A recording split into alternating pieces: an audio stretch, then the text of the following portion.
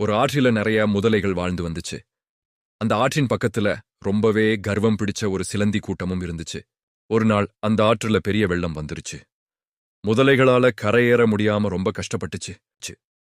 இத பார்த்த அந்த சிலந்திகள் முதலைக்கிட்ட போய், நாங்க உனக்கு உதவி செய்றோம்னு சொல்லி ஒரு கயிற்றை தூக்கி போட்டுச்சு. என்ன வேறு வழியே இல்லாம அந்த முதலையும் கயிற்ற பிடிச்சு கரையேற முயற்சி பண்ணுச்சு. ஆனா பாதி வழியில அந்த கயிறு படார்னு அருந்து போயிருச்சு. அப்பதான் முதலைக்கு தெரிஞ்சது, அது சிலந்தியோட வலையால செஞ்ச கயிறுன்னு.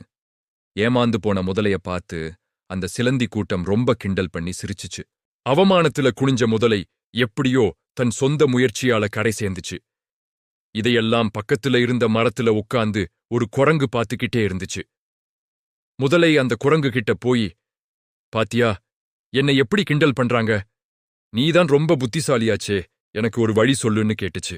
அதுக்கு அந்த குரங்கு திருவள்ளுவர் சொன்ன ஒரு குறளை சொல்லி, உன்னோட பலம் என்ன, மத்தவங்களோட பலம் என்னன்னு தெரிஞ்சுக்கிட்டு செயல்பட்டா வெற்றி நிச்சயம்னு அறிவுரை சொல்லுச்சு. குரங்கு சொன்னதை கேட்டதும் முதலைக்கு ஒரு தெளிவு வந்துச்சு.